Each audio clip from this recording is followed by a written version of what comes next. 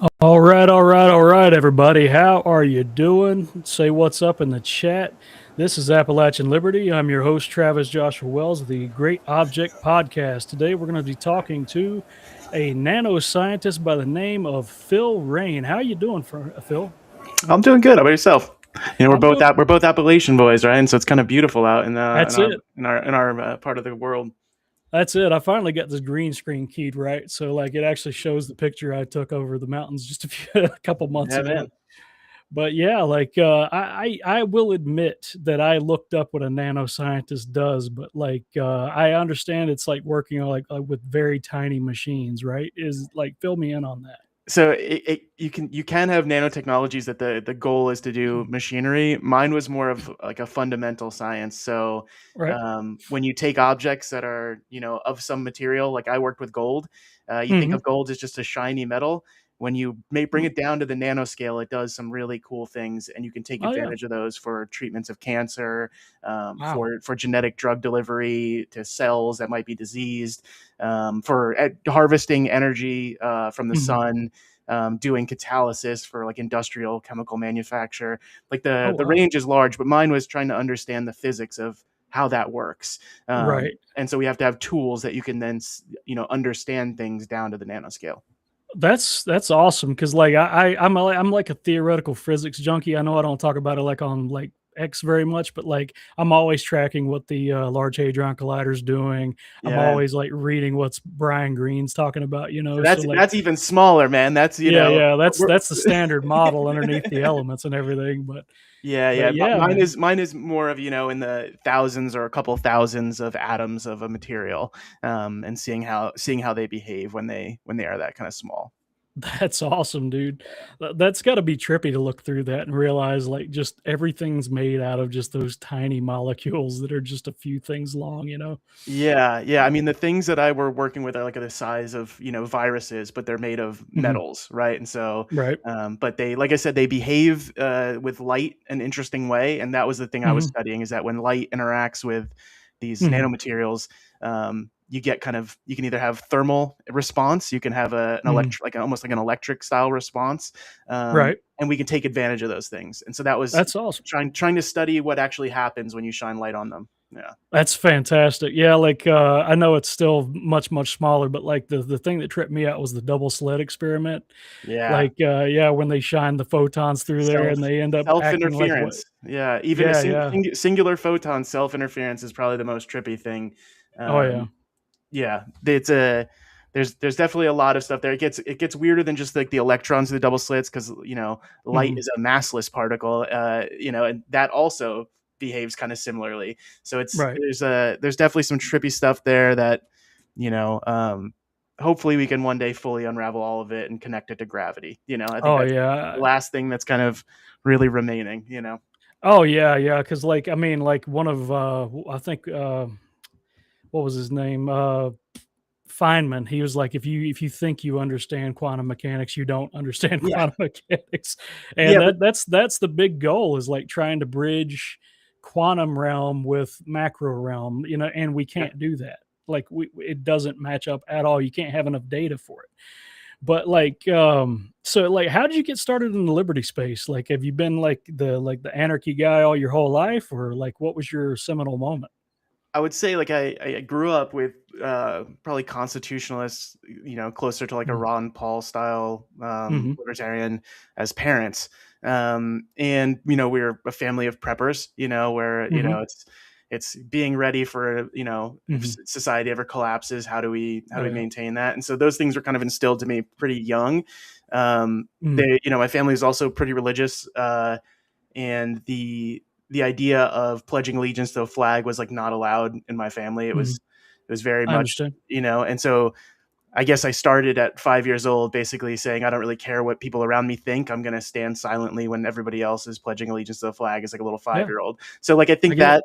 that then instilled into me this idea that groupthink is really Mhm, bad. mhm, Formulating your own opinions and your own ideas are better, mhm, and basing it in kind of a logic. And eventually, I think as most libertarians go, eventually you become an anarchist the longer mhm. you think about kind of the systems and how they've operated.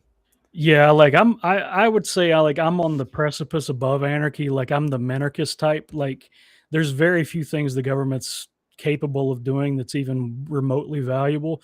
And like the only thing that keeps me on the minarchy angle is that there like really are evil people out there, and then there are weaker people, and those weaker people need to be protected at all costs, like because most of them are very good people but they don't have the ability to defend themselves. So I think that there has to be at least some sort of justice system, but the problem with the justice system today is that they exist to only destroy their political opponents or make themselves look better.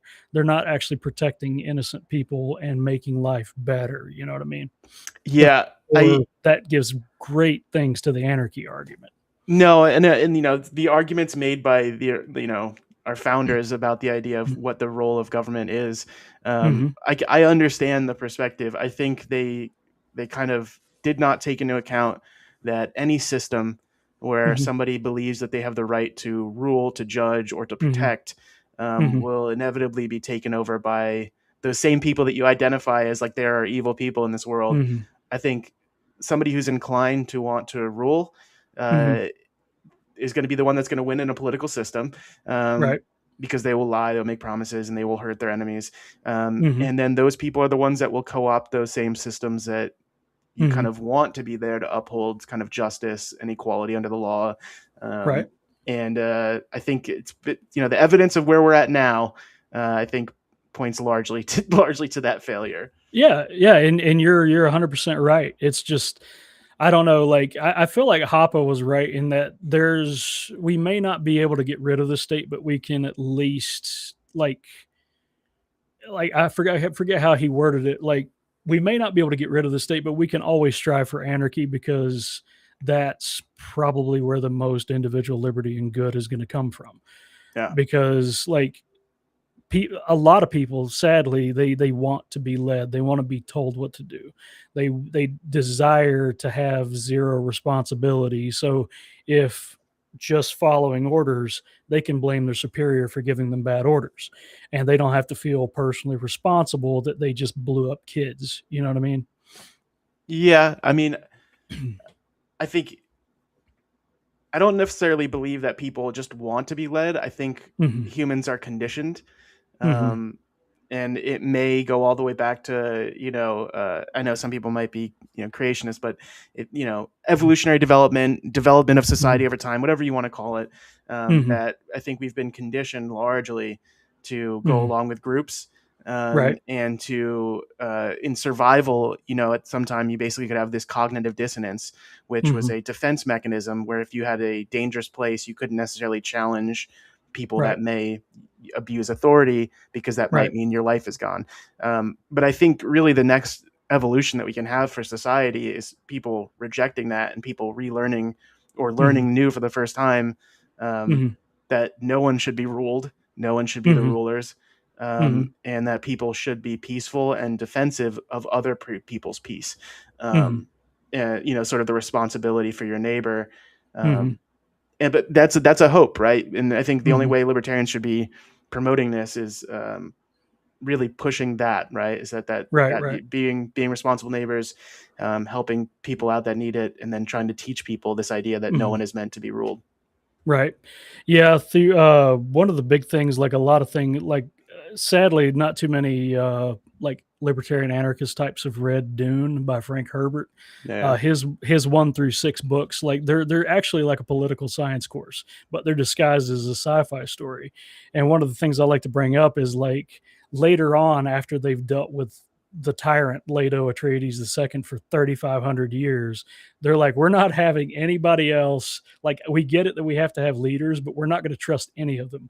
Yeah. So, like, even the Bene Gesserit, like, they have cameras on their leaders at all times, and they have a jury watching them at all times. Like, and they look for even the slightest hint of corruption or becoming a new tyrant, and they'll immediately kill Yeah. I mean, them. I don't know if that would require killing them, but removing from positions of Yeah, power yeah, for sure. But yeah, it yeah. gives a whole new meaning to the idea of a surveillance state, right? Like if we could just Right. have the entire state being surveilled, that would Yeah. be great, you know? Yeah, I mean, like, I would be magnanimous in saying that, oh, they're allowed to have, they can turn off their camera as long as they're alone in the bathroom for 15 minutes. But if it's off for 16, they got to take lashes. Yeah, like, yeah. like if you want to rule us and spend our money and send our kids to die overseas or something, you got to at least agree to be surveilled 100% on the internet. You know what I mean?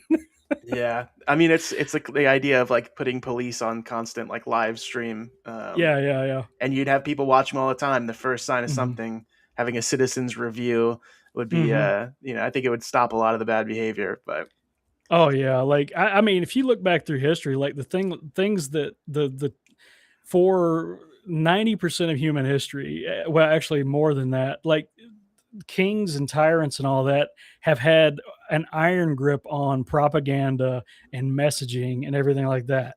And the printing press, they were freaking out about the printing press, even though it weighs a couple tons and it's in some dude's basement. They had to go find it because it was printing flyers, right? That they yeah, didn't want to have printed. And they planned the Civil War I mean, not Civil War, the Revolutionary War in taverns and with the printing press, right? But now we've got this freaking awesome thing called the internet. And if you take side by side comparison, that old show Cops, right? yeah, Everything was heavily edited. The police always look like heroes, and now the stuff that shows up constantly online, you can see a vast disparity. Like, yeah. yeah, because like they were never showing the things on Cops that made them look bad. They were showing like, oh, we're heroes. Like, Oh, we found you. We but found your meth pipe, and yeah, yeah, exactly. that's my reason to throw you to the ground and kick you in the face, pregnant woman. Like that's Yeah, that's what they would do exactly. on Cops. Well, that's it. I mean, like that one dude, what's his name? Eric something. He was just selling loose cigarettes. Who Yeah, cares? Let him huh? do it. Like, and then they choked him to death. I'm like, good God, dude. Like what Yeah, does that even mean? To start us off, just to get a conversation starter, I found this video and this song slaps so hard it knocked the taste out of my mouth. But I figured like we could react to it, just have some fun starting out. Like it's about the Iran war and everything, and I felt like it would be fun to like me and you to listen to it. So here we yeah, go. sure. Big America first. Oops. Oh boy. That. Hey, Orange Pig.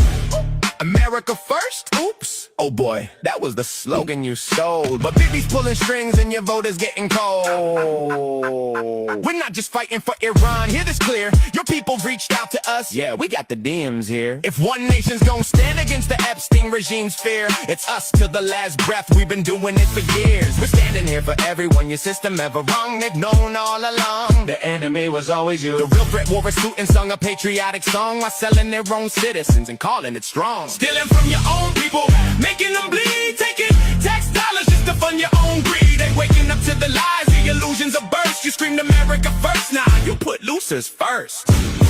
Make Israel great again.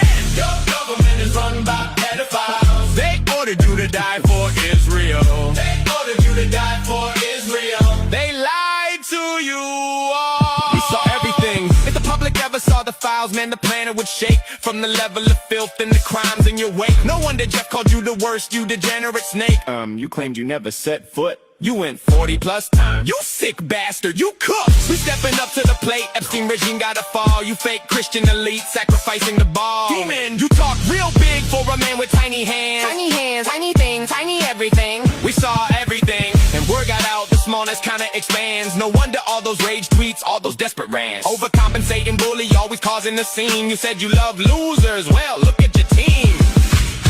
Your government is run by. Your government is run by pedophiles. They ordered you to die for Israel. They ordered you to die for Israel. They lied to you all.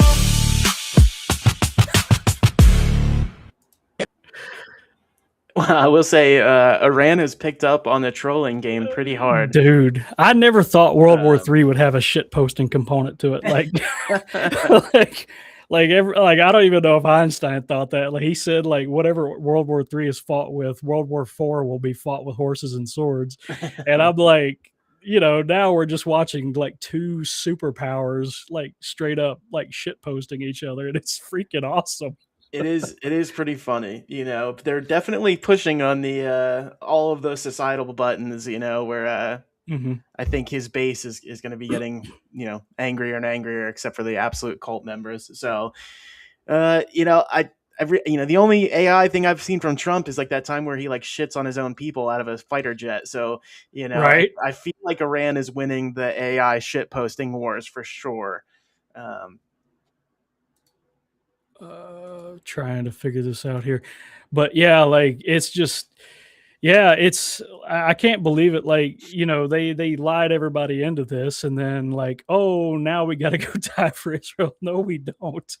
See, I actually don't necessarily believe that it is only for Israel. Like, I feel like this is Mm, I think it's a way that you're going to get people very angry at the war because they feel like they're not doing it. But the way I look mm, at it is it's all government power structures and profiteering.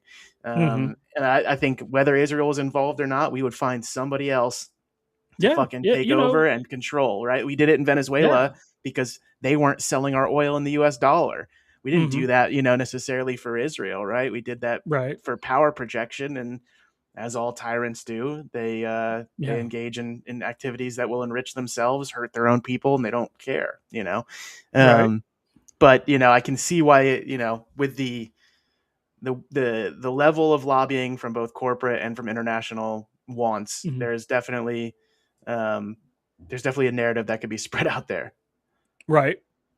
Yeah, like if you look back through history, like I feel like there's a strong case to be made for war as a function of economics. Like Yeah, back to your point there, like um, it's bankers wars, through like, through right. s- Every war yeah, is a yeah. bankers war, right? So like 3,000 years ago, Thucydides, he wrote what's called like what's referred to now as Thucydides' trap, and he predicted the Peloponnesian War based on that Sparta and Athens were economic competitors.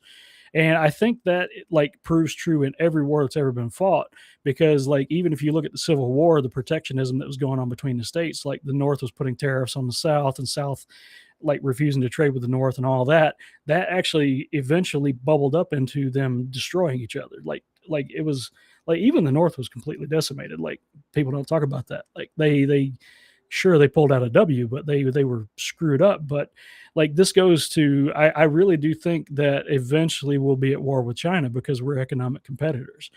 But the problem is they've got nukes, so do we. So if we start slugging back and forth and too many losses are piling up on one side, somebody's going to use a nuke.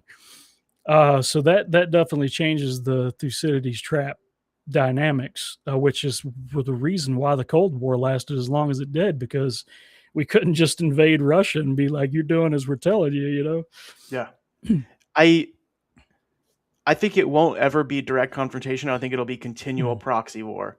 Yeah, And we probably. will both expend tons of blood and treasure, um, kind of fighting these proxy wars over and over again. It gives a reason for them to print money, which obviously then gets funneled into very few hands.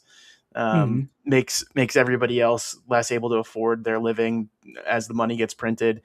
Um, but yeah, I don't think it will necessarily come to nuclear blows between like us and China. I think they care much more about their economic influence growing, and I think being engaged in a nuclear war would make it harder for them to do their kind of Right, expansionist economic based power that they're doing now, where they like will pay for massive roadway projects and things like that all around the world. right. And then they're doing the same trick that we did to get them, whatever region they're doing that to, they are sucking the natural resources out of it in the same way that we had done with bank loans, basically.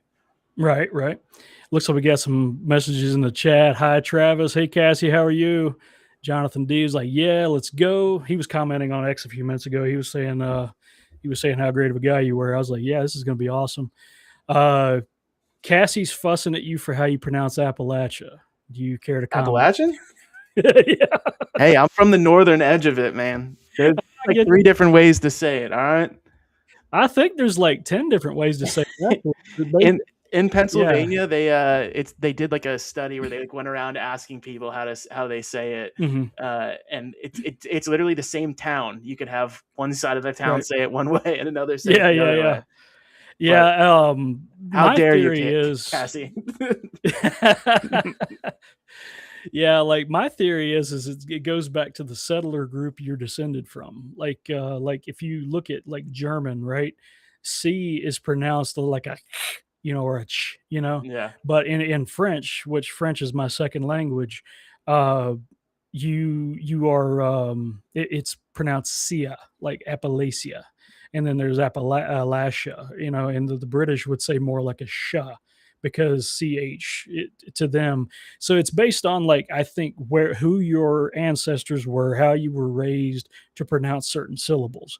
And I think that's the strongest case that I can come up with for cha, because I'm descendant of German, Saxon, Normans type stuff. Mm. did I say it different than Appalachia? I got it. Oh, she said "sha." I think you said "sha" earlier, and yeah, but it's not a big deal. It's just something we like to pick at people about.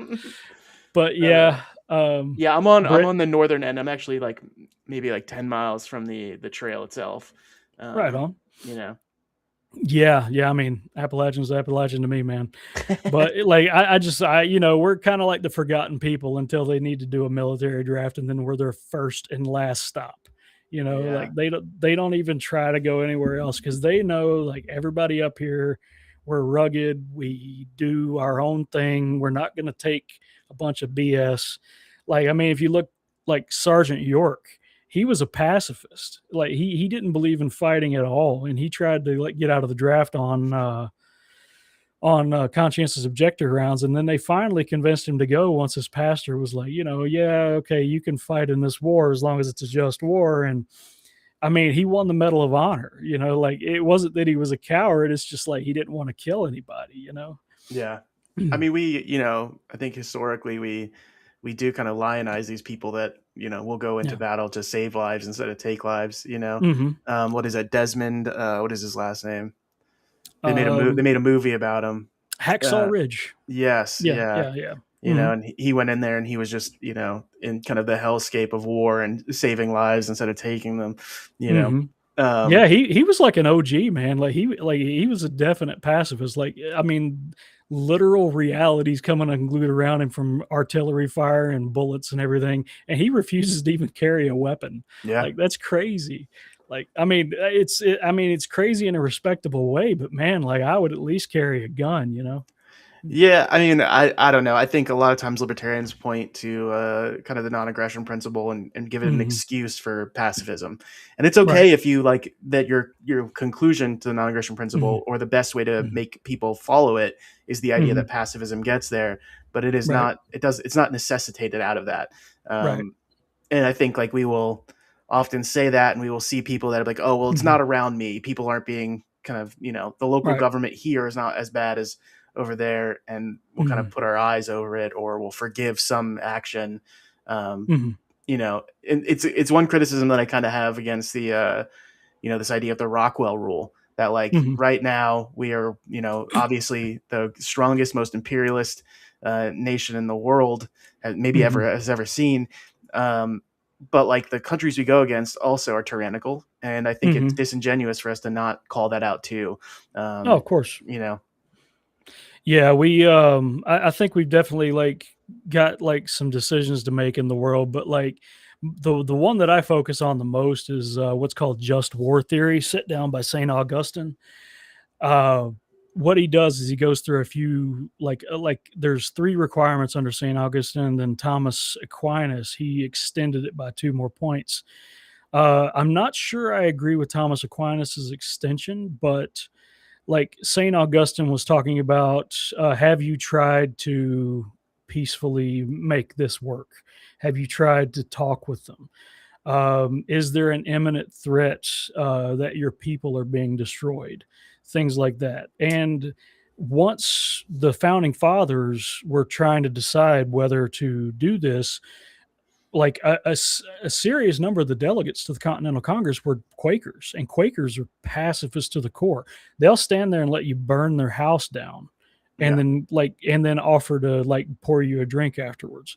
So it's like, so when you're talking about just war theory, it's the founding fathers were pushed into agreeing to an independence. They were pushed into by the Lexington and Concord gun grabs to agree to even start fighting at all.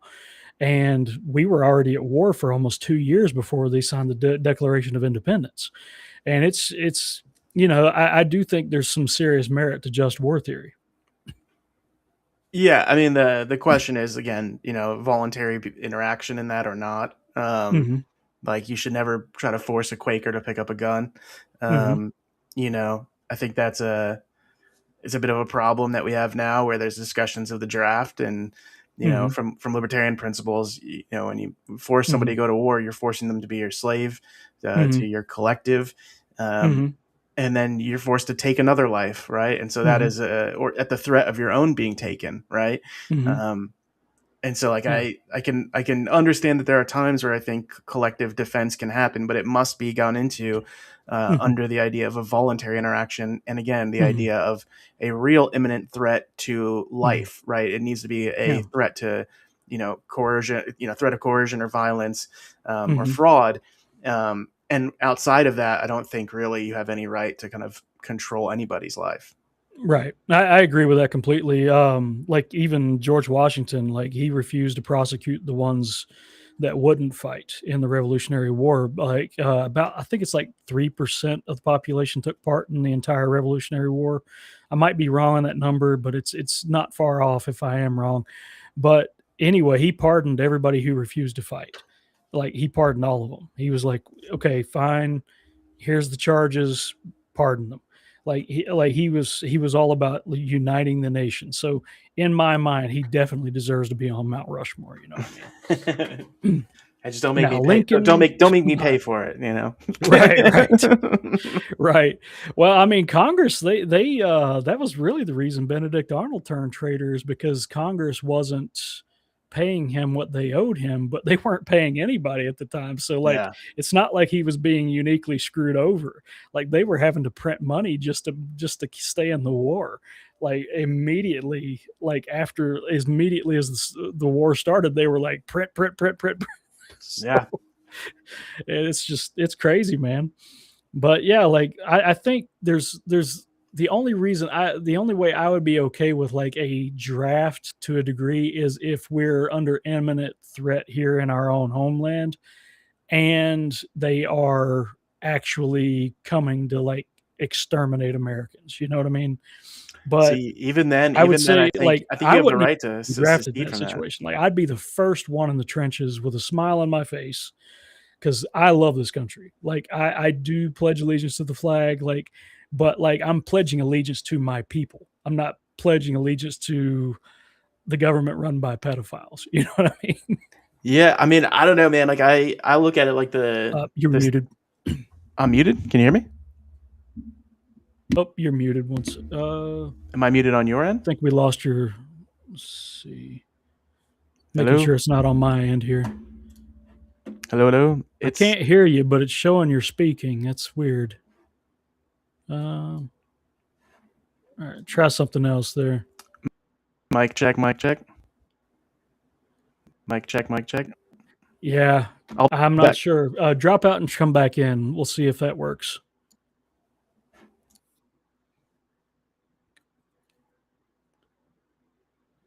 Weird. So he can hear. So Rob can hear me. Okay. Okay. Add to stream. There we go. All right. Try again. It says Rob says he I didn't do anything, did I? Like, did your mic. man, I'm so bad with technology. I Let's guess see. I guess Rob says you can hear both of it. All right. Try again one more time. Can you hear me? Man, what the heck? Let me drop out and come back in. Maybe that's me. Hang on.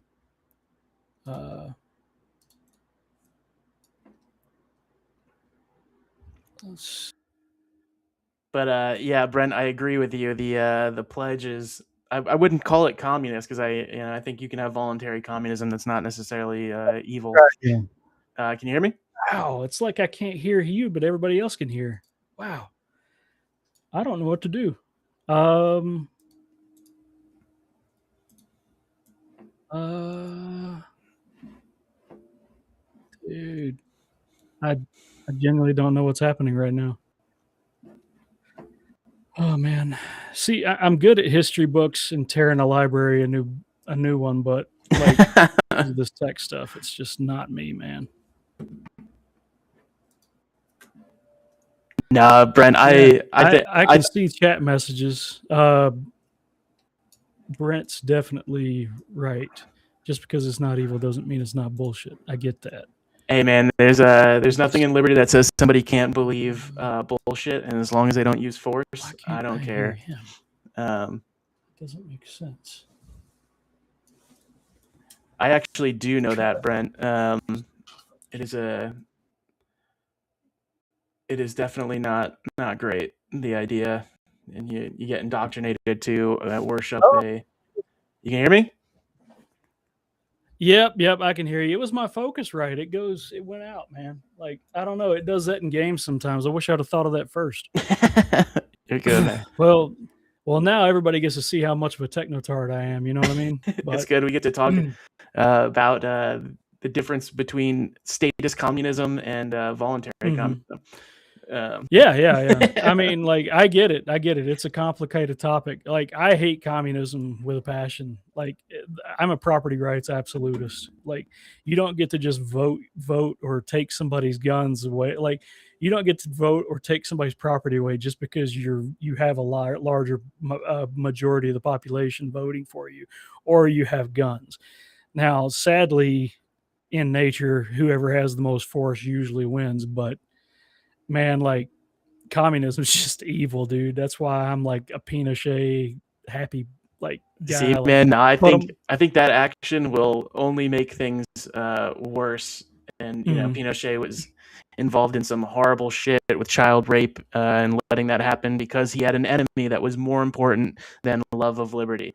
And so, I didn't know that about oh yeah, Pinochet. dude, Like, some of the people, the torturers that he used to torture communists, which mm, not all of them were even communists. A lot of them were innocent mm, people. And I think one of the worst things you can do is cause harm to an innocent. You'd rather have somebody who is guilty walk free than have somebody that mm, is innocent be tortured. And like I said, you look into this, man. A mm, lot of these people were involved in some horrendous shit to children mm, and to other innocents. And so, again, it's a byproduct of people trying to have state power and control over others. And mm. when you make a enemy more important than the cause of liberty, that's the result that you get, in my opinion. Um, I'll look into that more closely because I've honestly just never heard of that. Like, I've yeah, actually talked to people who lived under Pinochet, and like they said it was great, um, and like it was like he made sure nobody was able to be violent. Like from the dude I talked to's perspective, he was a kid growing up in that time, and he said the only thing was is that you weren't allowed to be violent, you weren't allowed to like do like huge riots and protests, and the death toll that he gave me was 3,167 over 17 years. I'm just saying, look into a little bit more. I mean, we're seeing it now in other South American Mhm, countries where they are doing this idea of kind of mass collective punishment mhm, based on association and no evidence. mhm. And yes, you might Yeah. get more order and peaceful streets in doing so. But I Mhm, think you will have also, instead of empowering the liberty and self-defense of the citizens, mhm, you then basically get a bunch of innocent people rotting away in a prison that shouldn't be mhm. there, right? And when you do that, Yeah. now you've radicalized them more. Yeah. But yeah, it's I have a problem with the Pinochet messaging. I understand people are like against statist communists and all that, but I think when Mhm, you align yourself with certain imagery that the original mhm, meaning is not based in mhm, liberty, that mhm. that distorts the kind of end game of it. And so with Right, the right. helicopter memes and all that, I get it's edgy and um, Mhm, you're trying to make a statement that you will defend mhm, yourself from kind of collective theft over your property, but there's mhm, there's more there, and I think there are better ways of messaging that, especially to people that I think could be allies in liberty with us. And you guys may think of it as like a stupid thing. I'm not a libertarian socialist. I'm not a libertarian communist. I'm a free market guy. Right. But I've thought a lot and talked to a lot of libertarian socialist types. Not tankies, a lot of people will call themselves that, and those are just actual statist communists that want to use violence and build up a powerful state. But the real ones, the ones that are actually anti-state, they could be our allies in helping dismantle this kind of oppressive system that we have now. Yeah. And so that's why I question the usage of that as like a marketing tactic, and turning off allies. But again, I would say look into the history of some of the shit that actually happened there. And I think if you the Epstein class type shit that happened there too. Okay, well, yeah. If you, I tell you what, like I will soft concede that point because, like, I know you're an intelligent person. You're not making anything up. That's not how you operate. But like, I just never read that. So like, if you could send me what you got on that, I would be happy to look at it because I'll read anything. Absolutely. But like, but yeah, just consider that a soft concede. But like, I just feel like if somebody's being a violent asshole and trying to hurt other people, they just need to be put in the dirt, and that's all there is to it. Because like good people that just want to live their lives, and they don't need to be dealing with getting stabbed on a bus. You know what I mean? Chuck brings up a great point in the chat. Imminent threat is not a good standard. It's a term that can be misused to justify, think, Iran war. Very good point, sir. From the collective, right? From the collective sense, imminent threat is not one. From an individual level, I think imminent threat is entirely justified. Rob's talking shit about you in the chat. Yeah, I know, Rob. Rob's he's got to do it.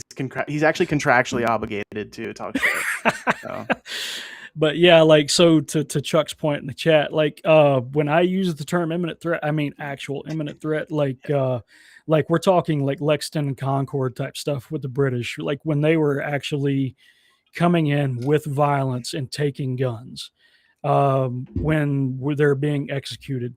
I know General Franco went a little too far, but the reason he did what he did was because they were locking priests and nuns inside of churches and burning them down. And the thing is, like, when you're dealing with that imminent threat, you can at least kill the bad guys. Like, that's what I'm saying. But like, if somebody just has different opinions than you do, or a different lifestyle than you do, they shouldn't be touched. Like, I couldn't give a crap if somebody's gay or not. You know what I mean? It doesn't, like, I just don't care. It's not that I just have no position on it. You know what I mean? But like, if somebody's being violent, like, that's what I consider imminent threat, if that makes sense. Chuck, if you disagree, type it in the chat and I'll be happy to engage more. But what do you think about that, Phil? I mean, yes, I think you can. I think the problem is when you offload that to a state.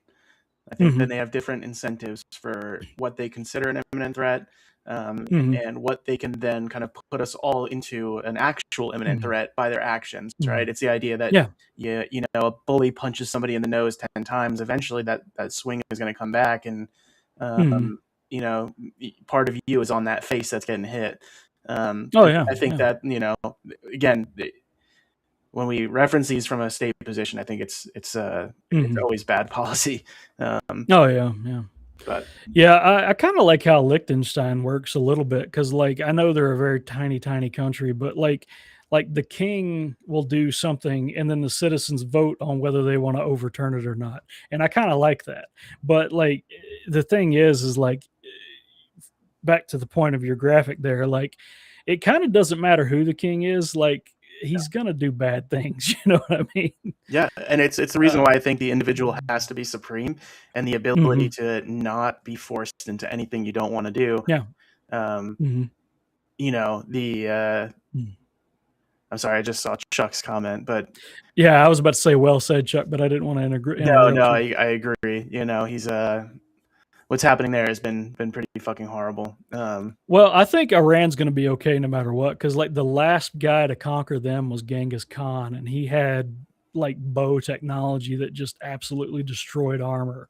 And now, like, it's a living fortress with unbelievable amount of missiles hidden away. And As a government, they will, right? But I think again, mm-hmm, when we evaluate these actions, I think the entire idea of libertarian philosophy is that we are each mm-hmm, individual rational beings, and the mm-hmm, process of snuffing that out when somebody has not actually caused harm is one of the most mm-hmm, vile things you can do, right? And I'm not a religious person, so I don't believe in an mm-hmm, afterlife. I don't, you know, mm-hmm, and so when I see a life being snuffed out when it has not engaged in a imminent threat against another mm-hmm, individual, that it's extremely vile behavior. mm-hmm, So yes, they may survive as a state, as a culture, mm-hmm. but there's an entire school of little girls that died, Right. and the fact that that does not weigh heavy on every single person in this country is kind of It does astonishing. me. Like there's nothing that'll send me into a berserk rage faster than somebody hurting a kid. Yeah, Like I cannot tolerate that. It is the like I don't even think it's like to me a people and a government are two completely separate topics, right? yeah, But like outside of a people and a government, I believe that there's the human race, right? And if you hurt a kid, it doesn't matter what their skin color is, what language they speak, if you hurt a child at all, and this includes abortion, like you have betrayed the human race because that is our future. If we don't have kids, we don't have a future. We will, as a species, go extinct. You know, so like there's absolutely no excuse to ever harm a child, and I think the grapes of like I was talking on Cassie's show, her space last night. If you harm a child at all, the grapes of wrath should be poured out on you, to the point where anybody else considering taking the same actions as you did, they of all things, like they should be living in terror and having nightmares about what would happen to them if they decided to hurt that child. You know what I mean? yeah. And instead, we just put them in the White House.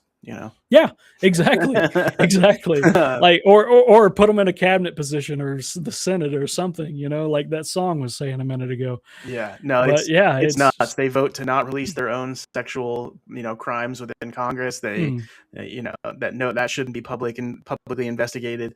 They're mm, not a single arrest has happened on Epstein, but 176 children died in a school mm. across the globe for Yeah, things, and people that like weren't trying to hurt us at all. mhm. And I think it's both parties because if you go back to the '90s, Dennis Hastert, he was the Speaker of the House. We're talking two steps away from being the president, and he had R-worded. I don't want to say that R, like he had R-worded boys on his football team, and was trying to pay them off. Yeah, And you had congressmen and senators coming out of the woodwork trying to be like, oh, just be lenient on him. It's not that big of a deal. Yeah, it's a very big deal. It's a civilization ending big deal. And the same thing that happened to him is the same thing that should happen to him is the same thing that should happen to anybody yeah. if they harm a kid. You know what I mean? No, I agree. I don't, what do you think it is that causes these people that have immense power and authority over other people to seem Mm, to be consistently engaged in this, right? mm, Whether it's religious authorities, whether it's, social authorities, whether it's, governmental authorities, mm, it seems, or financial authorities, that it seems to be concentrated mm. in these people. Do you think it's some like defect associated with wanting to rule over other people? Um, I get it that you're an agnostic, but like I'm a believer, like I'm a big believer, and my answer to that is going to be like actual evil, like real demons, because like if you look at the that movie, The Pope's Exorcist, right? Like he's talking to that, like, and this was a true story that happened, like Asmodeus, the king of hell, actually possessed a little boy, and he's like, "Why did you possess this child?" And he's like, "Because it feels so good to ruin innocent flesh." Like that's what these like actual demons exist, in my belief, and like they are actually trying to harm children because they can perpetuate this cycle of trauma later on because they've ruined a child. and ruin their mentality, and it destroys their confidence, and then they can twist them into a monster later on, like Dennis Hastert. You know what I mean? So there's a very high probability, statistically speaking, that Dennis Hastert was abused as a child.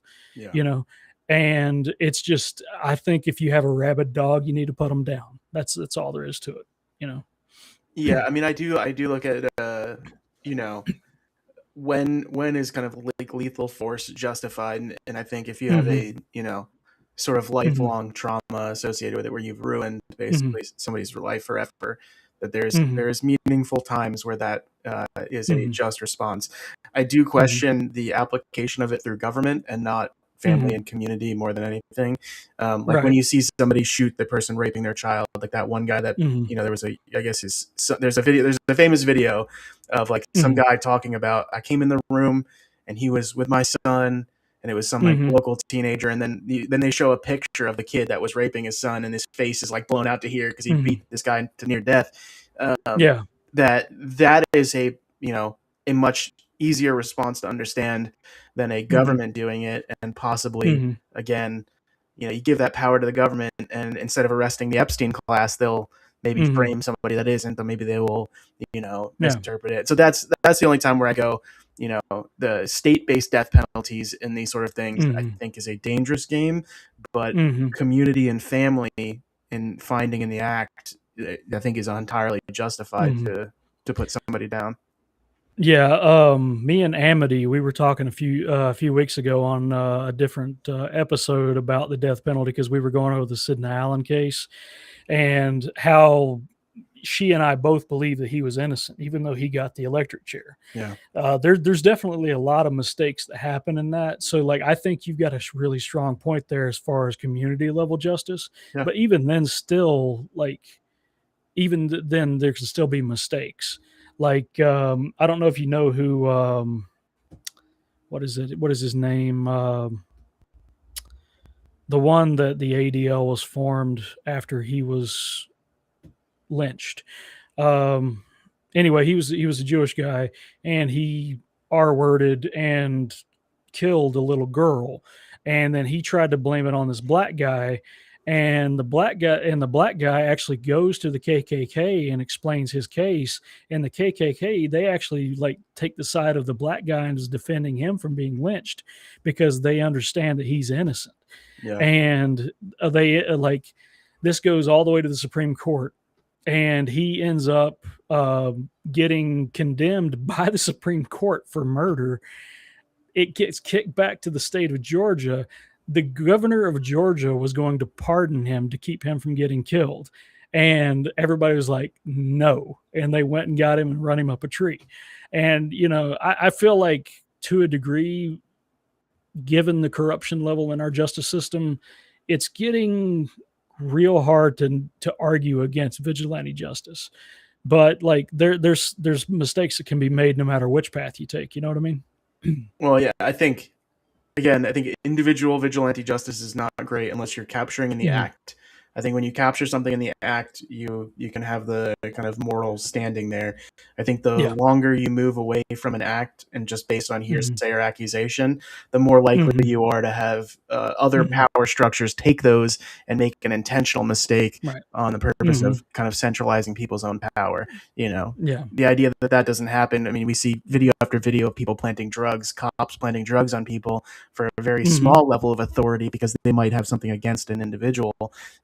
And so, you imagine that extending out to where you have this government, you could see that being, I think, a big problem as well. But like I said, if you ever catch somebody in the act of raping a woman, if you ever, catch a cop kind of doing these sort of violent behaviors against somebody, if you ever, capture those sorts of things, I think you are much more morally justified to act in defense of others. Right. Rob in the comments being based as hell. Like he's he's running for libertarian chair, LNC chair, by the way. So look at these comments that he makes, and I want you to go vote for him about it. All right. Like Rob Yates for LNC chair. I know he's against Justin Amash, but like I'm on Rob's side. I don't think Amash is running for chair. Oh, is he? I don't think he is. My bad. Yeah. My bad. I thought he was. No, there was that whole rumor at the time when it was like Nicalia versus Heist and all that, where I guess Heist had prepared to argue against Amash, Hmm. but Amash was, I think, Right. Amash is a politician, not an Hmm. administrator, and Right. Right. but there is rumors that if we can turn the Libertarian Party around, Amash would run as a presidential candidate or a vice presidential Okay. candidate. So I think Well, that that'd be great. so if we can turn the party around from 26 to 28 and really kind of change the Hmm. structure of the party, make it a real Hmm. vehicle, then I Hmm. think minarchists would be pretty happy with the sort of outcome, and Hmm. hopefully the messaging and kind of parallel structures that are existing around the Hmm. LNC Hmm. could make the anarchist happy, right? And I think Right. the dual mission has to be possible, but you need Hmm. minarchists that can talk to anarchists and anarchists that can talk to Hmm. minarchists without being like, you're my enemy, right? You need Yeah. socially Yeah. conservative and socially progressive to be able to communicate Absolutely. and find Yeah. a way forward, because the what we're Hmm. facing is and this is why I don't understand how people are still kind of trying to control to power within a party or whatever. We are Hmm. dealing with the largest empire collapsing in front of us, while at the same time we have a rapid rise of a technocratic spy state that wants to control Hmm. every moment of your life, know everything about you, Hmm. and unless we get serious about who the fucking real enemy is, Hmm. we are going to lose. And so that's why I Yeah. say, like, the whole idea of saying, oh well, communism is bullshit. And I always say statist communism is bullshit. And when I talk Hmm. to a more left leaning anarchist, I say state capitalism is bullshit, right? And Hmm. I then will say, okay, well, Hmm. you can have libertarian socialists that live in peace and don't have a problem. Hmm. Greatest example is the Amish. If you Hmm. look at how the Amish live, they are Hmm. libertarian socialists, man. They reject the government. They have all Yeah. voluntary behavior. They will have shared Hmm. crop, shared Hmm. responsibility. They meet once a year or so to make Hmm. up their bylaws of how they live as a community. They Hmm. can kick people out if they are behaving poorly towards the community, Hmm. not pulling their weight, etc. They have shared Hmm. medical expenses to help old people. Like, they are like the Hmm. true libertarian Hmm. socialists. And so Hmm. if we basically try to reject all people there, we are cutting off Hmm. a group. And I think we all need to learn to communicate with one another, because it seems like Hmm. language, man. Like, the first thing you hear is communist, then you're gonna think of Hmm. Marxist USSR, or Yeah. Yeah. or like um, and I think that is a mistake, to let like these little trigger words stop you from communicating. And Hmm. excuse me, I'm sorry for coughing into the mic. That's all right. Um, Yeah. Nobody died. You're good. ANCAP Air has a great article on this, right? On the Hmm. validity of anarcho, like the anarcho left. Hmm. I can't remember the Hmm. exact title, but he kind of he came to the same conclusions that I've been coming to for years, that like Hmm. we have to stop fucking around over kind of trigger Hmm. words, and really Yeah. really think about what's happening in our society. Hmm. You know. Well, like I'm a stoic. I'm 100% with Marcus Aurelius. Like I don't get offended at all. So like I guess it's easy for me. Like I have the thickest skin of anybody you could imagine. But like I guess it's easy for me to be like, everybody quit fighting. But like I don't know how other people process like things like insults and stuff like that. But like I feel like we have what I consider to be a perfect enemy out there. Yeah. Like they can print infinite money, they can kill anybody they want in broad daylight and get away with it, and then tell Congress they're not allowed to ask questions about it, like with JFK. And they have nukes. So like when we have a perfect enemy like that Yeah. out there, why are people like within our camp like I don't want to call out the LNC chair right now, but like he spends all day suing other libertarians. You know what I mean? Yeah. Like let's get our heads out of our asses, guys. You know what I mean? Like we can at least be like, oh, you're a person, I'm a person. Let's just sit down and have a beer. You know what I mean? Like the Yeah. least thing we can do about this perfect enemy out there is to sit down and be like, okay, all right, I disagree a little bit there, but we can figure this out. You know what Well, I mean? it's people have to be willing to not have their exact version of libertarian be the main Yeah. focus. It has to Hmm. be, how do we present a message as a group that is amenable to kind of Hmm. all anti-state, pro-liberty people, regardless of Hmm. wherever some issues lie. Hmm.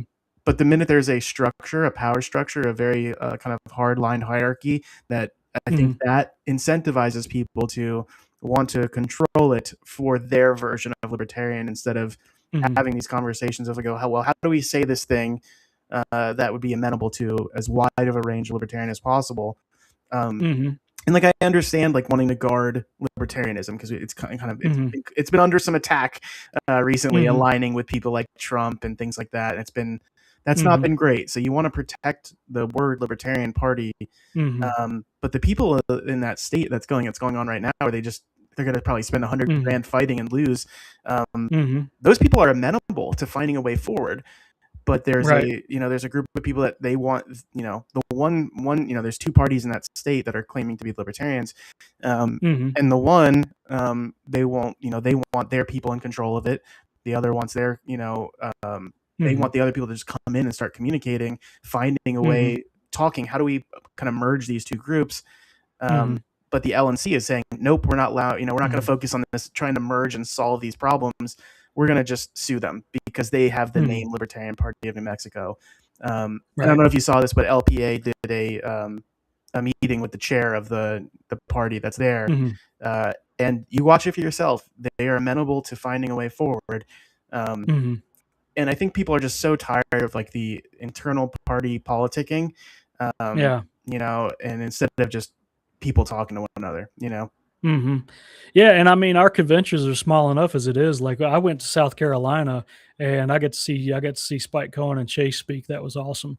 But like they both like gave banger speeches. Yeah. And I was just sitting there. I was like, man, there's only like 10 people in this room. You know what I mean? Yeah. Like everybody hates the government, especially here in Appalachia. Like it doesn't matter if you're left or right winger. Like I'm as far right as you can get for the most part.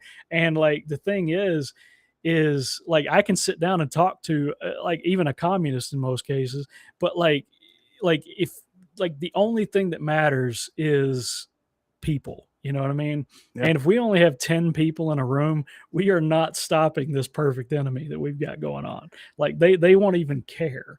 Like and then those 10 people in reality, they don't necessarily want to do the things that are going to get us the most attention, the most earned media, that they are more focused on maintaining control of some structure. And the way I look at it is like the LNC is like a mini government, right? And unless we kind of hold it accountable, regardless of which side it is, and say like, hey, let's distribute this power, let's get as more people involved as possible in the decision making, that's going to result in kind of more cohesive message across these different versions. And so we're actually, in LPA, we're trying to do some bylaws changes that would get more, more of like a republic style. How we have 50 senators. We kind of want to do something similar with the LNC, where we have a large body of people coming together to formulate, deliberate, and kind of keep information flowing, amplify our messages, because we need to get really good at this really fast if we're going to turn things around. Yeah, I agree completely. Like that would be fantastic. I'd be happy to have that kind of system pop up. Like I'm a member of the Virginia Libertarian Party, but like I'm not a member of the LP like national. Like I should be, but I'm just not. Like I'm like, do I really want to give them money to sue other libertarians right now? Like no, I don't. And our fundraising's already in the toilet as it is. Like you're not going to run a presidential campaign with $500,000, dude. Like, come on, but like, it's just, to a degree, we're never going to have great fundraising, because the reason fundraising happens for the Democrats and Republicans is because they're trying to buy favor with the new administration. They're wanting to get jobs. They're wanting to get little paybacks here and like later. The most positive investment you can make is buying a politician. You know what I mean? Yeah. And yeah, it's just, I think the very least we can stop taking chunks out of each other, because like, if you get to the point where you hate someone, like Stoics believe that's a self-inflicted wound. That hatred is going to eventually twist you into the very thing you hated to begin with. And it's just, it's silly. Like we could be sitting down, like I can see it. I think the only time that you can actually justify it, like a real internal angler of the party, is where somebody within it is working to advance the goals of the duopoly and the centralization of power and the excuse of these bad actors, right? If any party is kind of making light of the wars, if they're making, kind of saying, hey, well, actually, if they're making light of sort of corporate buying out the party, the countries or whatever, those sort of things, I think there can be a reason to be angry about it. But it's the reason why those discussions of say like, hey, where are some shared guidelines that we can all have that like limit the internal fighting? But people want to, like I said, like a government, they want to exert control for their specific version instead of saying like, hey, like, yes, we are all individuals. Yes, we believe in kind of a adapted approach locally. But there should be some guardrails that we all can agree to that lowers the fighting. And the way you get there is through conversation, right? And some people aren't willing to do that. So like I kind of think of things in terms of issues, right? I don't do the left versus right thing. Like my red line issues is gun rights. Okay. Yeah. Nobody gets to question that, especially not a foreigner from another country. Like especially not them, because their ancestors didn't fight and die to protect that, right? But nobody gets to. I don't care what color your skin is. Like, you don't get to question my gun rights. You don't get to. I don't know, but like, and I would go so far as to being like, I would fight and die to maintain your gun rights. And we've had very few conversations. The thing is, like Patrick Henry, he said it down. Phil hates guns. See, Rob is meant to lie. So I need like Rob is. There's like body armor next to me for like people to be like, oh yeah, he probably likes guns. Yeah, that popped up and I just had to comment on it, man. Rob is on a shit posting spree today. Good God. Oh man. But like my red line is like everybody gets equal access to guns. I don't care if you're a purple midget with a wooden eye, you have gun rights. Okay. No question whatsoever. Everybody has a chance. Like everybody has those rights and they shouldn't even be questioned by the government. I believe Pennsylvania state constitution, Article 1, Section 21 is the one that says the rights of the people to keep and bear arms shall not be questioned. Yeah. That's the wording they use, which I think is way stronger than the Second Amendment. So like if, and our nation was founded in Pennsylvania, in Philadelphia. So like, I think that going strictly by the Bruin decision by the Supreme Court for history and tradition, that is a strong, strong case for saying, no, you don't get to have the NFA. You don't, like, if I want an A-10 Warthog with like nuclear weapons on it, technically I can do that. You know what I mean? I think the nuclear weapons question is an interesting one only because it is a nondescript weapon where you cannot distinguish an actual deserving kind of somebody who has committed violence versus somebody who hasn't. So that's the only time where I think like once you try to go towards owning that, you've actually moved into a coercive position. And now you've actually violated the non-aggression principle against somebody else by trying to own it. And I get it. Governments will try to do that. But again, governments by their nature are coercive. Do we want to kind of emulate them? I think is not always a good idea, especially especially with indiscriminate weapons. I think is kind of off the list. But a regular warthog, sure, you can aim those really well, So I don't think a warthog can actually carry a nuke, but I might be wrong. But well, like they make a 76-pound one that you could fire from artillery. That you can make it. That's true. It's would be a very small payload, but that's it's actually the same amount of energetic force as the Moab, believe it or not. That's basically on par with the Moab. Dang, all right. So 76 pounds. What is it? 76 tons or something like that. What is it? Let me see what the mortar fired nuke weight is. But it's like super small. I think it's 76 pounds. But yeah, it's the Davy Crockett. It was from 50 to 109, 50 to 109 pounds. But that would be basically the same energy of a Moab. That's awesome. Yeah, 76 pounds. That's kind of heavy, man. You can throw your back out with that. You know what I mean? Like I carry a 50-pound bag with me every day, and I don't think I'm that hard. Like, I don't know if I could pick that up and throw it, but like, I mean, I don't think there should be any restrictions on the weapons that people are allowed to have, strictly because the government's allowed to have those weapons. Like now, if the government wants to get rid of all their nukes, then I would be like, okay, then people don't need to have nukes. But the whole point of the gun debate is to be able to maintain a status of independence from any who would oppress you. That would include your own government. And those aren't my words. That's George Washington that said that. So like I feel like our first president under the Constitution, like he's not our first president, but he was our first president under the Constitution. So like I feel like he gets a little more weight in the conversation than anybody else. I don't know, man. He went after people, right after basically having a war over taxes. He then, went after people that didn't want to pay taxes. So I'm pretty critical of the Constitution and the founding fathers, but I understand that their contributions. I think the document has kind of failed us. Whereas I think human spirit towards liberty should have been more important than a document. I have a little bit of a nuanced take on that point you just brought up, because I think you're talking about the Whiskey Rebellion, where they wouldn't want to pay taxes. So I think the real shithead there is Alexander Hamilton. Like, I absolutely hate Alexander Hamilton, and a lot of people love him. And I'm like, Aaron Burr did nothing wrong, like just shooting that. So like Alexander Hamilton was the one that went after those guys, and like he went after the Appalachians and brought them back, and George Washington just pardoned them. He's like, dude, stop being an idiot. Yeah, man. I think they could have done more to keep it from happening. Again, when the document didn't enshrine in the documents that there is no right by government to tax without consent, I think they failed. But yeah, even then, a piece of paper will never maintain it. It has to be a populace that is willing to just basically say no. So like, regardless of who's implementing any sort of restrictions, it's populace that is going to say no. I mean, hell, the Canadians, right? They just implemented some pretty strict gun laws there now, where they're saying we're going to come to your house and take your guns, and something like 3% of the people agreed to go along with it.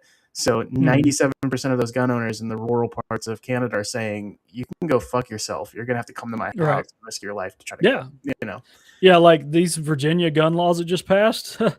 Good luck digging us out of these hills, man. Because like my uncle, like he makes me look like a gun hating leftist, right? So like and I'm heavily armed. Like anybody shows up this house, like it's going to be a pressure washer taking them off the property, right? But like my uncle, like and there's 30 million of them in Appalachia. So like, good freaking luck. You know what I mean? Like, I don't like, there's only like 2 quotes from Abraham Lincoln that I agree with. And one of them is that all the armies of the world by force could not take a single drink of the Ohio River. And I believe that. Like, I'm like, yeah, that's true. But yeah, man. I'm also a big gun person, but you're probably a very socially conservative person. I'm a pretty socially progressive person. But I think the the tools of defense of individual liberty, they should not be questioned whatsoever. Not at all. And I think, people on the left in the more statist parties, they are even waking up to this. I will say, like, I worked in academia when I was getting my graduate degree, and talking with people changed as kind of Trump came to power. And now they were actually seeing what they viewed as a more oppressive government. I think arguably you can't, at this point, it's very much so, that they are really questioning the value of an armed citizenry being important. So having conversations with professors that normally, if you brought up assault rifles, would get you looked at sideways, became a little bit more normal, right? So if there is any benefit of this era, it is a wider swath of people starting to recognize the importance of it. Now, at the same time, I've heard left-leaning people basically be like, why the fuck are our leaders still implementing more and more gun laws? That they're actually getting frustrated too. So finding a way to reach those people with messaging that resonates with them, I think is important. And I think the Libertarian Party could be doing a much better job of saying, Democrats, do you see the kind of evils of Trump trying to control the way you live? Having the tools and the means to resist is important. And maybe we would reach even more people, and there'd be less of those laws that we have to really worry about coming out. Right. I think just a few minor tweaks to the libertarian messaging could probably work, because like Politics is a game of winning the normies over, Yeah. and the normies who don't even think about politics. The second you bring up economics and like trade routes and all that, they hear television static. Just Yep. shh. They don't care. They don't give a flying ficus about the Austrian School of Economics or Nope. any of that crap, right? So what they care about is, are they going to be able to put food on the table for their family next week? Are they going to be able to defend their house if somebody comes and tries to hurt their family? These are everyday things, like, and that's one of the things like learning other languages, like that I've learned, is that like I speak 5 languages, not fluently, like just French and English fluently, but like everybody everywhere, doesn't matter the race, culture, whatever, the same language. If you can learn about 1,200 words and have full conversations with everybody, because everybody in the world is talking about the same things. Yeah. Like everybody cares about, oh, am I going to be able to protect my family? Everybody's like, oh, I got to go to the grocery store. Everybody's like, where's the hotel? If you can learn these basic words, you can speak anybody on the planet, right? Yeah. And it's just like, if libertarians would just tweak their messaging just a little bit, like be like, okay, if you're doing drugs in private in your own home, we're cool with that. But if you're selling them to kids or like ruining neighborhoods with it, then we're going to have a problem. Like, but because like individualism, I think, is the goal, because the state and the individual are diametrically opposed anyway. But anything you got on that? No, I agree. This, and at the time, I did not look at the kind of transformation that was happening in the party as like a kind of a existential threat to its existence. I think at this point, Mm-hmm. the last couple of years, we can look at it and go, well, that didn't work. And it Mm-hmm. really fractured things kind of worse than ever. Not that things were great Mm-hmm. ever for the Libertarian Party. But I think you're right. I think when people think of economics and we try to sell it as, this way, people kind of glaze over because they see kind of corporatism and they associate Mm-hmm. that with capitalism. And the minute you start saying Austrian economics and pro-capitalism, those people, you lose it, right? You lose those people entirely.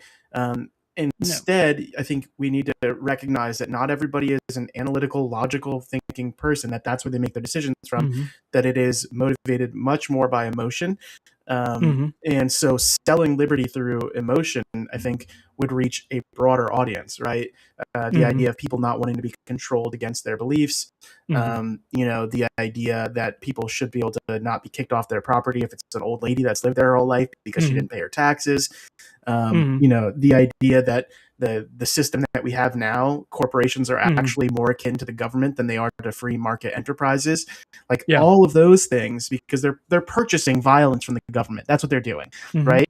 That'll speak to a lefty, right? That'll speak to a lefty and go, oh, right. And then you tell them, well, how do you deal with these societal ills like issues with healthcare and things like that? And you sell them on the ideas of mutual aid societies, and you sell them on, and that thing, we have to be able to do these things voluntarily, because that stops and that creates peace. So I think there's ways that we could sell free market economics without bringing up free market economics terms. Right. And then you don't have the trigger words from some people, Yeah, like, I mean, I just think if our social skills were just a little bit better, like, I think, even just like one of my favorite channels is Charisma on Command, right? He has a way of saying, like, he's like, just think if you went to the gym a little bit, just like even like once a week, and practicing your social skills and talking to people, like, and you would be so much stronger than just everybody else, because nobody goes to the gym pretty much, Yeah. So like just one day a week, that's all you got to do, like just sit down with somebody you completely disagree with and be like, hey, let's have a beer. You know what I mean?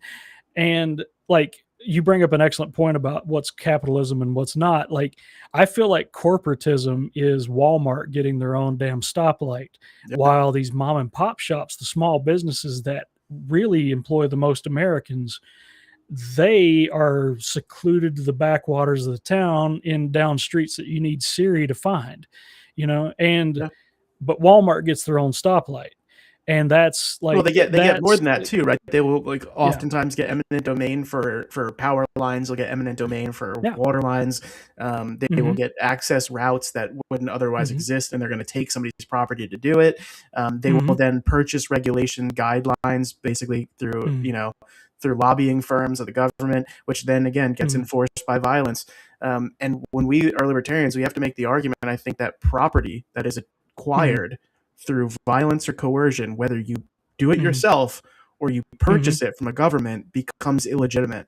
And Hmm. so like I have some issues with the Zulu types of things, but I think the idea that Hmm. government property is unowned can then extend to corporations that purchase government power. That the Hmm. minute you've done that, you've now basically stolen from those Yeah. mom and pop shops, and you've stolen from that community and individuals within it. And so I Hmm. think that would sell to a broader swath of people. The only problem is that there's, this, I guess, maybe it's more tied to people that are closer to Rand, to Ayn Rand, and the idea that like, Hmm. corporate power is kind of like a neo-feudal version of corporatism is actually a good thing. I don't agree with Hmm. that. Right. And like, but those people want to have their versions said. And, maybe if you're comparing statist communism and a corporate system, you can make Hmm. an argument that like, yes, less people are starving under this system. Um, Hmm. but I think eventually, if your government is involved in it and they're printing money, eventually more people will starve eventually in this system. It's just Yeah. how long the decay time is until a collapse, Hmm. Yeah. and how much more violence are you willing to do to maintain it, right? Because the only Yeah. reason why we haven't collapsed yet is because we engage in massive Hmm. violence around the globe to secure our dollar. Yeah. Well, I mean, like 11 million people died in Iraq, Yeah, you know, and it's freaking tragic. Like, direct combat casualties may have only been like 150,000 or to 200,000, but like we're talking second and third order effects, which I talk about with a lot of the guys in my comments a lot, because they're like, "When does the shooting start? When are we gonna?" And I'm like, people don't quite understand that violence isn't something that just happens in a vacuum. yeah, Machiavelli pointed out that any man can start a war, but nobody gets to decide when it finishes, right?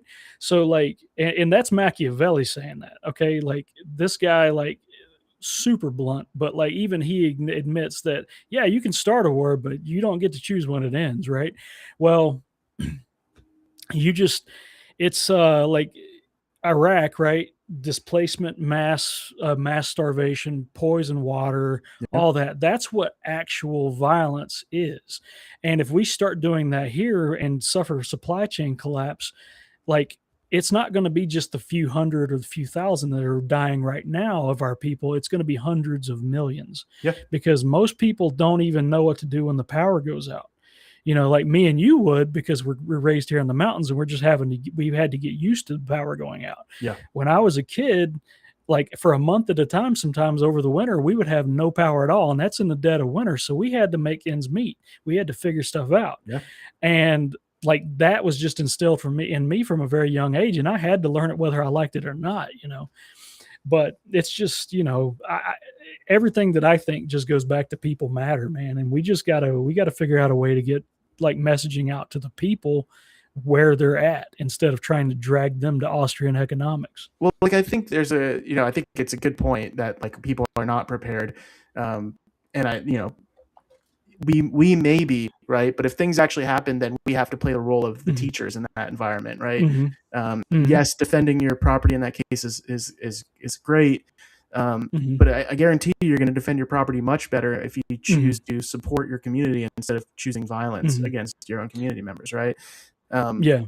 so, but going to the idea of like, yes, we can't just sit here and try to sell Austrian economics that like it's going to be the solving it, because people tie Hmm. again, they look at the world around them, and they look at the disparities and the kind of idea that there's an elite class of people that get benefits Hmm. that you don't get, Hmm. and they tie that to capitalism, Hmm. and they're not wrong when it comes to state capitalism, right? That's what happens. Hmm. Uh, but how do we talk to them where they actually come on?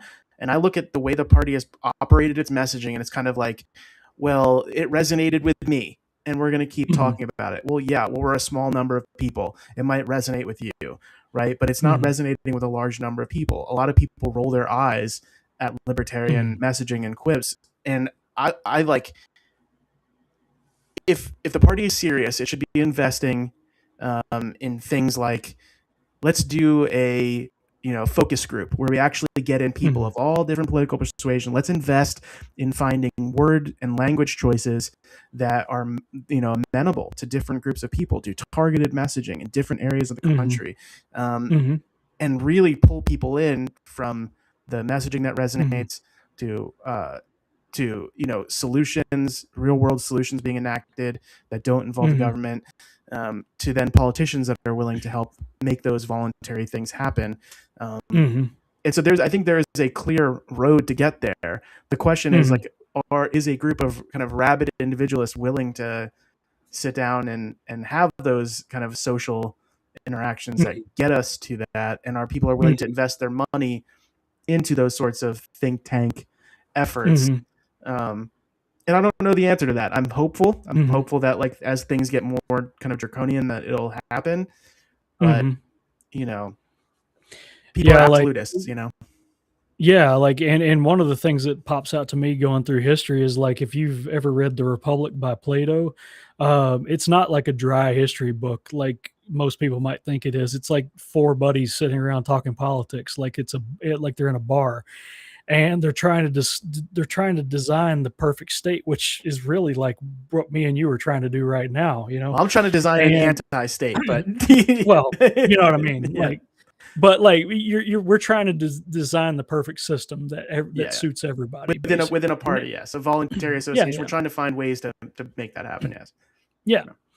Well, so like that's what they're trying to do is sit around doing that, and like this was 3,000 years ago, and I feel like we're no closer to an answer, you know. Like, so No. like these are very old conversations. Like even Aristotle in his books, the Politics, like he had collected constitutions from over 158 different countries, like and he was going through them and trying to figure out like is there a possible way to make a perfect system? And there's just not. Like eventually something's going to happen. But like I feel like the great object, which is why I named this podcast what I did, goes to this Patrick Henry quote. Says the great object is that every man be armed. Like, can we get rid of the state? I doubt it. Like, but at the very least, we can make sure the individual is armed and able to be like, no, f you. You know what I mean? Like, Yeah, and hopefully instill the idea that like you have the right to resist that sort of mhm, coercive action against mhm. you, Yeah. and that you're able to do that for both yourself and your local peaceful community. So like if your Mhm. community is peaceful, then you have the absolute right to do the same thing. um, Right. and like I don't think it has anything to do with citizens versus immigrants or whatever. It's just that if a community exists, they exist peacefully, they've acquired their community without coercion or violence, that like they Mhm. have the kind of moral right to defend themselves. um, Mhm. and I thought that Democrat leadership would have embraced that idea more because of Trump behavior. um, Mhm. but it looks like there's a large disparity between the average, I think, Democrat voter that's looking Mhm. around going, well, maybe we do need an AR-15, Right. to like the leadership that's still being like, nope, we must disarm everybody. Right. One of my favorite jokes is that I just want my my gay transgender pot farmer friends to be able to defend their pot farm with Yeah, machine guns and yeah, missiles. yeah. Like, No, I mean it's it's true. just There's this one hunter that's like he posts like TikTok videos, and the one he's like, it pops up with a video of a girl being like, well, tell me your politics without telling me your politics. And it's like, I want a trans couple to be able to open carry while walking down the street. Like yeah, yeah, it's yeah. like, With an RPG, like yeah, yeah. So it's like it's definitely a libertarian. I think most libertarians will do that. I think you do have some people that are like this idea mhm, of, oh, it's some social thing that I disagree with, and mhm, that's bad for society or culture or the state. Um, and then they try to forgive the idea that there should be some sort of social oppression to people too. It's like, dude, if people are right. living their fucking life, leaving you alone, leave them the Mhm. fuck alone, right? Like Well, it's see that See, that's where I go with immigration. As long as they're coming here under good faith and they're just going to be like they're going to like contribute to society, Yeah. like as long as they're assimilating and like they're just going to come here, they're wanting the American dream. I'm like, I want the American dream too. But like, just come on, welcome, have fun. Like we'll sit down and have a beer. We'll go shooting guns together. You know what I Yeah. mean? Like my buddy, like you can search my page, Muhammad. He's from Ireland. Go figure on his name, obviously. But like me, like he came over to visit, and I threw him what's called a redneck birthday party. Right? We got a couple pallets of Tannerite, Oh, and I took jeez. all my guns out, and like he was like, "Oh, there was fire there." He sounds like a leprechaun, man. That's funny. But yeah, like it's I think if we could just figure out our people skills, like the Libertarian Party is going to go to the moon, because the Democrats have learned nothing. Like Yeah. the Republicans are literally trying to start World War III and let child abusers get away. Chuck brings up a good point about self-interest. That's like the Adam Smith angle. I would agree with that, Chuck. Well said. I do, but I think that will only resonate with people that already get it. The idea Mhm. that self-interest then actually has some sort of social capital involved with it too. Mhm. Like, when I look at like the free market capitalism, or the idea is that there's not only Mhm. currency or value in goods, but there's also Mhm. social capital, that Mhm. you want social capital as a self-interested individual, and that Mhm. includes supporting your local community. But like Mhm. just saying that, oh, self-interest, a lot of people will hear that and go, well, that's Yeah. some corporate figurehead Right. who Right. wants to build a technocratic spy state like Peter Thiel, and he's Mhm. very self-interested, right? So I think Mhm. like the language that we use should be tailored in a way that can reach those people too that are against that, Mhm. instead of being like, well, no, this is the way we say it, this is what resonated with me, Mhm. and I think it fails, right? Right. And I think it's the Yeah. reason why Well we see said. it fail, right? We see it; it's been, Absolutely. and it's not that I think Well. eventually we can get there, but the people that want to run the party are not the Mhm. ones that have the greatest social skills, except for Rob. Right. Rob is an incredible speaker of liberty. Like I like listening to the Rob talk, because like he just kind of gets it. Like he has this, like he's got that social personality where he just kind of casts a spell over everybody, and everybody's just like, everybody Yeah, just man. wants to listen to him talk. And I'm like, that guy could be a really good chair. You know what I mean? Like, but he's also got like a strong core moral values that even me as a super right winger. Yeah, well, they're not good parties if you're getting kicked out, Rob. Let's just be honest. Well, And dude, you did is an upper decky in the bathroom toilet, and like, of course they're kicking you out, dude. You drank too much, and like, we're here as an intervention right now. That's why you're in these comment section. So like, we get it, dude. oh man, Like, that's great. doing a line of Uh, coke and then doing that to their bathroom, man. Not great. right, exactly. Oh man, But if you're gonna that's do it, take awesome. a picture and send it to the ATF. That's it. Yeah, that's actually how my account started. I Like, know. I The first time we oh met, my you god, told me about it, so I was like, yeah. let me throw this So throwback in there. that's it, man. I started this account as a joke. Like I didn't even think it would blow up, and here I am. I'm like, I'm not a technological guy, like as we seen earlier with the sound issue. So like, I'm just sitting here, like I don't know what to do with myself now. Like I was like, I don't know. I'm like Plankton. I was like, I didn't think I'd get this far. Yeah, I Oh mean, man. I was somebody that like I didn't have a Twitter account until I was like, Mhm. okay, I have to. I'm seeing the Libertarian Party basically promoting Trump. This is a fucking Right. abomination. Right. Let's get involved. And I was like, well, that Mhm. means I have to get a fucking Twitter account, because I did not like. I mean, I'll be honest. Like, I don't Mhm. like interacting with most libertarians. Like, I'll just be real. Right. Like, it's as it's and the real reason is that Mhm. again, I think a lot of people struggle with that thing that we're pointing out, is that people don't know how to communicate to one another. They don't know how to give and take, Mhm. and kind of come to some Mhm. consensus. And that's super frustrating as somebody that's like, that's how you move things forward. Right. Is collaboration and communication. And like, it just seems like people have a harder time doing that. And I never wanted to be really involved in the party. I figured my role was better spent Mhm. talking to right-leaning Mhm. friends of mine or left-leaning friends of mine about the core Mhm. philosophy. And the best Mhm. salesman of liberty is like a really good friend that's a libertarian, right? and Right. can communicate, that is not kind of spurging out at people, I feel like if we could take Rob's social skills and mix them with like Murray Rothbard anarchy, like I think we could like really make a strong case to the people, like Hey, be like, early hey, Rothbard. Okay, some of the late yeah. Rothbard stuff we don't talk about, but yeah, Oh I'm talking Anatomy of the State. That's the yeah, one I'm thinking about. But yeah, like I don't know about his later work if that's something I haven't really yeah. gotten It's into. the kind of the idea of this paleo conservative strategy is the way we get to liberty, and I think the evidence Mhm, is that has failed. I think it can mhm, inspire people to question more, but I mhm, think recent evidence in both the party and sort of the role that people are not suddenly the Republican Party is not joining up with Massey, right? Like that is just mhm. a reality that the power Yeah, yeah. structures that are there, they're not. Um, Mhm, and I think the real failure is sticking to that strategy of paleoconservatism instead of Jesus Christ, Rob. Uh, Really stop it. but the like Oh.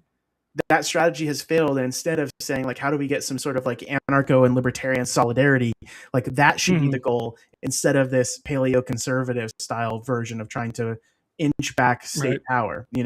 Mhm, We need a radical change in the way people communicate about freedom and right. liberty, and it can't Mhm, be like, hey, let's just side with social conservatives that care about the mhm. Constitution. Like Yeah. they should be welcome. Those people should be welcome, and we should learn how to communicate Mhm, with them. But tailoring message to just that, you lose mhm, a huge swath of people that are pro liberty on one or two topics that you can then teach more and more. mhm. Yeah, like I think Patrick Henry said it best. The first thing I have at heart is American liberty, and the second thing is the American Union. I love that man. Like he's in my opinion the greatest statesman that ever lived. So that's why this podcast is even themed after him, Yeah. because like he understood that the state was by its very nature gonna destroy everything in its path. But if he could put some kind of a Lego in front of them to step on in the dark, and that's the Second Amendment. That's the guns, Yeah. like you don't see them bombing entire neighborhoods here with drones, even though they could very easily do that. Well, they've done it, Because man. They did it in Philadelphia, yeah, right? They oh firebombed a block in Philadelphia. oh oh, the move bombing, yeah.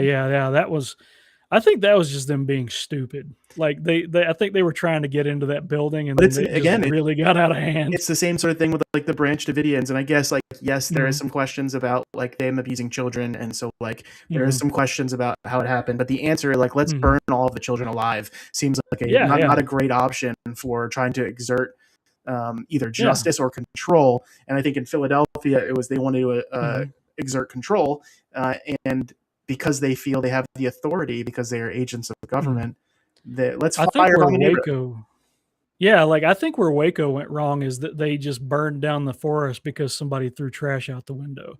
Yeah, Like, they easily had the chance to go arrest that yeah, guy when he was in town every single day, but they waited because they wanted a big PR win, and they wanted to be like, "Oh, we arrested this cult," like, they coulda just been like, "Hey, you're a pedo, we're gonna arrest you while you're in town." yeah. Done. You know what I mean? Because like the entire cult was being held together by him. So should we burn 25 children alive and 60 something adults, or should we arrest a guy when he's in town? Seems like a pretty easy decision to me. But the ATF is retarded and they're a terrorist organization. And there you Yeah. go. Same with the FBI. Like the FBI like is even worse than the ATF. Like they poisoned 10,000 people and killed them during prohibition. Like they would catch people like storing alcohol, and they wouldn't even like take the alcohol. What they would do is they sneak in and poison it with wood alcohol, which is way stronger, and you can either go blind or die from that. And that's the FBI. That was the revenue men that became the FBI. Yeah, It's just and what's funny is like people that are pro regulation will be like, "Well, look what happened when you didn't have it. A bunch of methanol got in the alcohol, and people went blind." It's like, mhm, well, no, that was the government that did that to try to enforce the idea of mhm. regulations. And, Yeah. and they'll say, "Well, your bathtub alcohol or whatever is going to be poison." It's like, Mhm. Not unless a Fed comes in there and puts some poison in that bathtub. Yeah. You know, I mean, all of us here in the mountains, we make our own alcohol anyway. Like, I know how to make my own mead, and you can easily do the math as to what the proof is going to be. You're not going to accidentally give yourself, like, you're not going to accidentally kill yourself with it, you know? well, you do have to be careful with the original, like the first runoffs. You have to be a little bit careful Mhm, because you will get methanol will boil off first. mhm, But if you're careful, you could do it. mhm, And if there was this kind of wider spread, if there was a really big problem there, somebody would have developed a easy and quick test for methanol versus ethanol, and they do yeah, exist. mhm, Professional places actually will test their liquors for a lower amount. Um, mhm, but like that would then meet the market demand in the same way that you have right now drug test kits for fentanyl in them because people go out mhm, buying cocaine thinking it's cocaine. The free market has actually provided a solution to people that are mhm, overdosing from fentanyl in rapid test kits where you take a small amount of mhm, your drugs, mix it with some mhm, water, dip in a test strip.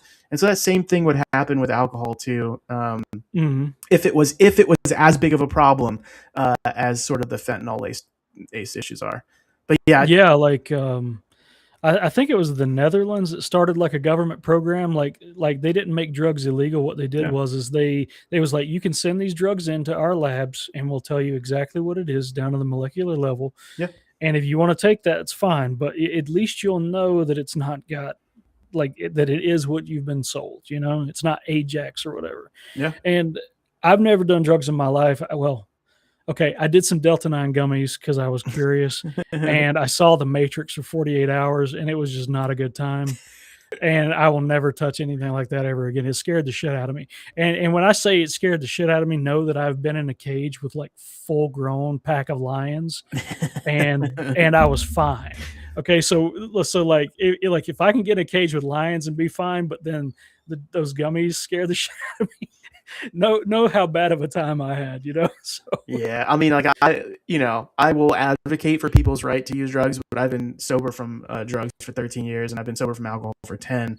well, So like I congratulations. don't do anything at this point, Hmm. but I will still advocate for people's ability to make choices that are not good for them, Hmm. right?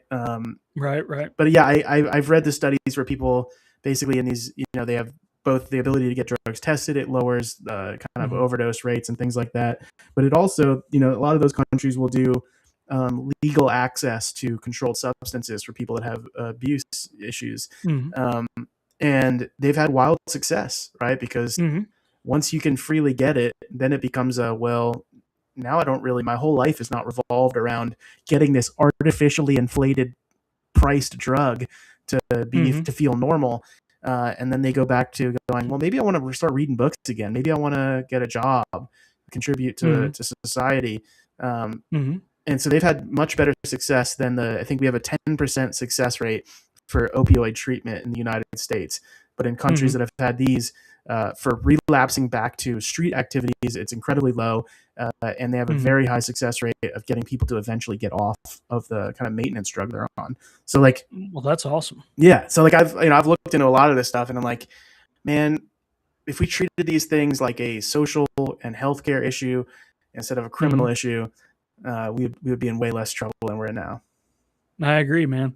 Well, we're coming up on an hour and 45. I've enjoyed the heck out of this conversation, dude. Like Yeah, man. this has been a great episode. So plug anything you want to plug. Tell us what you're working on. Tell us where you're going next. Uh, what do you want us to do? Like as far as the homework, Yeah. I usually ask my guests for a physical task like a workout, a mental task like reading a book you recommend, or some kind of problem solving, and a social task. Social task I think is the most important because, like as we was talking about, like libertarians, we need to work on our social skills. Yeah, I would say for the physical, go out and shoot at least 30 rounds. Make sure that your Mhm. weapons are sighted in. Mhm. Um, and if you have more ammo that you're willing to expend in this shitty economy, do so. For the social, I would say um, reach out to somebody that you may have had a failed relationship with in your past, Mhm. and try to bridge those burnt bridges. Build them back up again. Um, and if whatever the contention was, why it fell apart, Mm-hmm. be willing to concede that you had made mistakes as well. Mm-hmm. And for the book, I would say really just start reading again some Enlightenment thinkers on the idea of collective punishment, Mm-hmm. and really pick your own choosing. There's tons of them. The idea of uh, you know like like Mill and things like that, Hume, and just Mm-hmm. and ask the questions of how collective punishment is a lot of the problems that we see in the world comes down to categorizing people, judging them Mm-hmm. based on collection, and Mm-hmm. then once that otherization happens, the willingness to cause collective punishment. So those are the homework from me, and Very good. I Very guess good. All shows. some of the things that I would say that I'm doing is I'm categorized as like a first mover within LP Alliance. We're Mm-hmm. an intercaucus coalition dedicated to rebuilding and revolutionizing the Libertarian Party and the Libertarian movement. Right on. Mm-hmm. And so we have a bunch of projects going on right now. Currently, there's a big push towards bylaws. I hate bylaws stuff, but there's a big push to have consensus around how do we restructure the party so that it has a function built into the structure. So instead of it Mm-hmm. kind of, so that it incentivizes the various versions of libertarian activism and politics, Mm-hmm. and kind of promotes that in a way.